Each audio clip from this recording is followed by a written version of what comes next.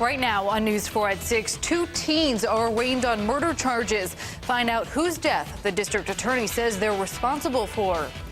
Looking and feeling a bit like winter out there as we're continuing to track some lake effect snow across the southern tier. Light snow showers around Buffalo. Latest on accumulations and what your Monday morning commute will look like coming up in your forewarned forecast. And I'll have a live report in Springville where they're already starting to see that snow coming up.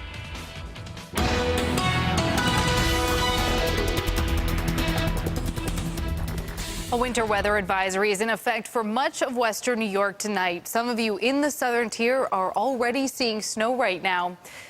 Good evening, everyone. The snow might not pile high tonight, but you will still want to be careful out on the roads. We have team coverage for you tonight. News 4 Shannon Smith is live to show us some of the areas seeing the most snow right now. But first, we want to get you right to your forecast with meteorologist Andrew Baglini. So, Andrew, where is it snowing right now? Primarily in the areas we expected down near ski country, pretty much south of the Boston Hills. And as you mentioned, the snow's not going to pile up all that high. We've been talking about accumulations half a foot or less the past few days, and that's certainly manageable by our standards, but it is going to cause for a few slick spots out on the roads. Here's a photo up in Gasport where we actually had some graupel, some of those soft ice pellets falling a little bit earlier on, coating the cars out there. A little snowier scene down in Holiday Valley, helping to build their base up a little bit as snow covering the ground, and they've got the snow piles as well.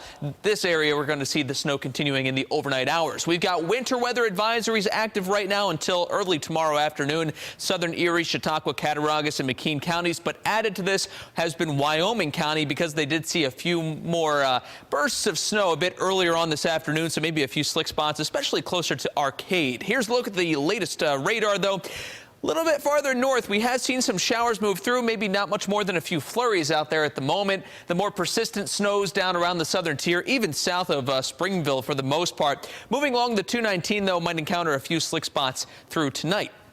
Temperatures in the 30s and even some upper 20s in the southern tier. Certainly cold enough for that lake response. We are seeing some pretty blustery conditions, maybe even a little bit too windy to see some more consolidated lake bands. Some gusts upwards of 35 miles an hour up at Niagara Falls, coming out on Dunkirk.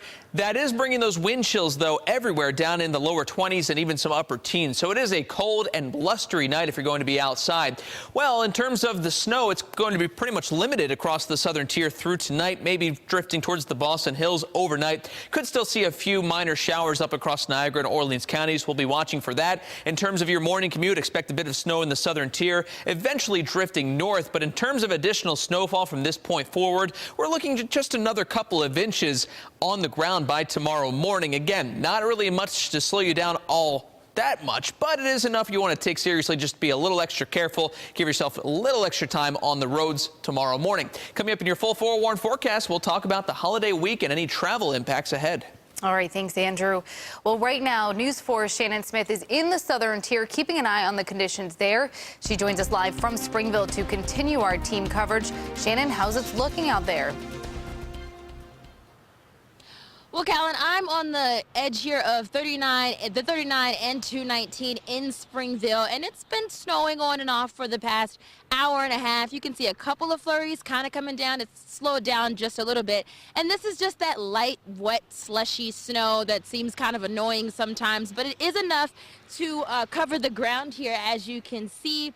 It's enough just on the ground, but the roads, it's definitely made it a lot more slick to be on the roads out here. And we have seen a couple of plow trucks out on the roads here, just kind of passing through the gas station here on the corner to get to the roads. Now, I did speak to a lot of people who are out on the roads and they're traveling today, and some people say, you know, that it's been snowing in this area since last night. Now, we do understand that, yes, this is Western New York. It snows every winter. How early or how late it comes, of course, is always the bigger deal. And some people say they're ready for the snow. Others, not so much. One woman says that she was traveling today with her dad earlier from Buffalo here to Springville, and she says she was not prepared for the roads.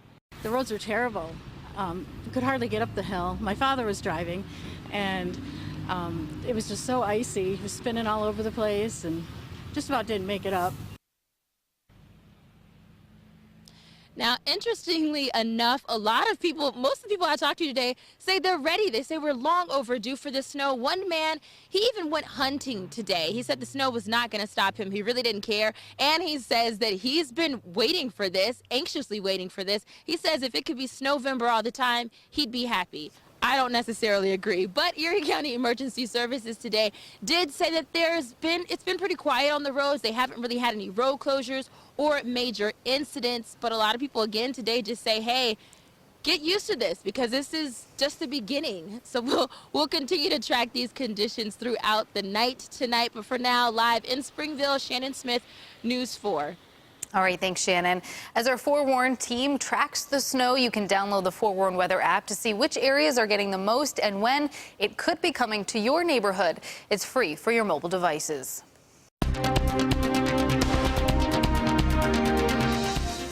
We are following several developing stories tonight at 6. The first is out of Buffalo, where a teenage daughter and her boyfriend are accused of murdering her father.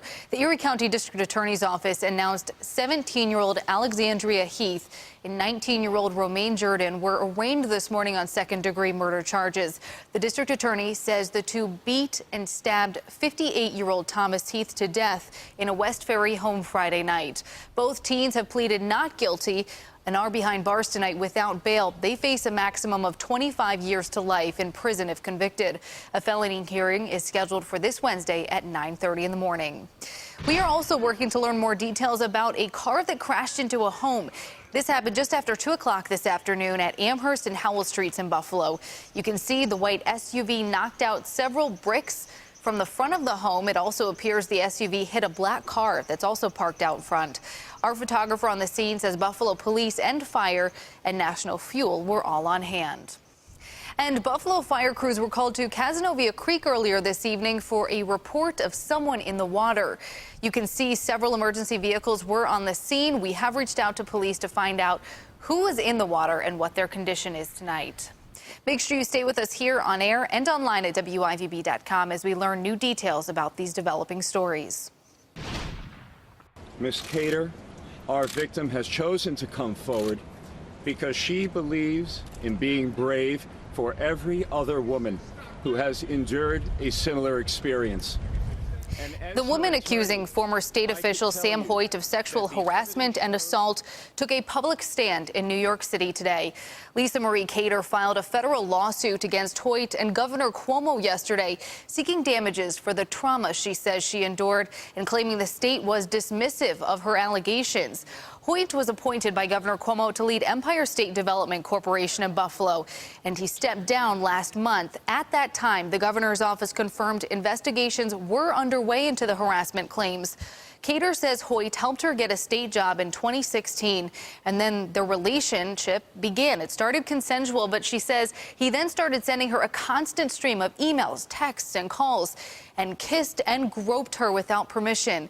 Cater says she's coming forward to hold Hoyt and the state accountable. He used that position of power to unlawfully and egregiously manipulate my client and sexually harass her. And when she thought that her cries for help would be heard by the state of New York, those cries for help fell on deaf ears. Not once, not twice, but over 5 times.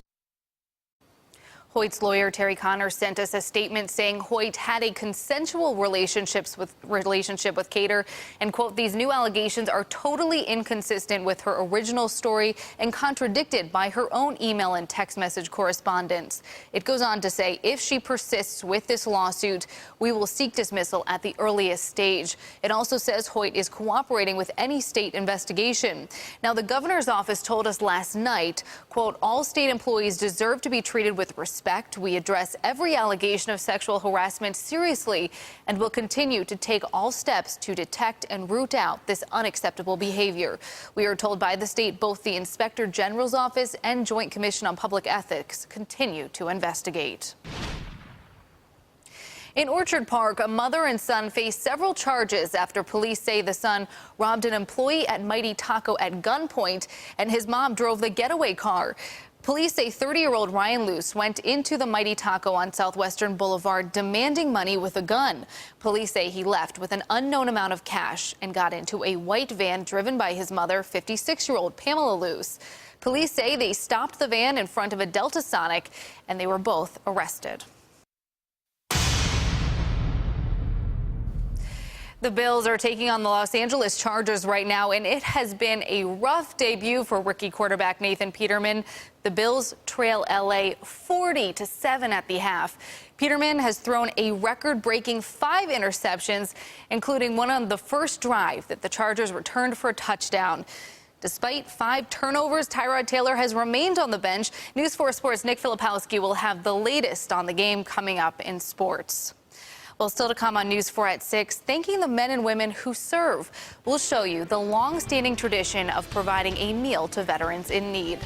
And a helping hand, how this St. Nick is helping relieve stress for some very special children and their families.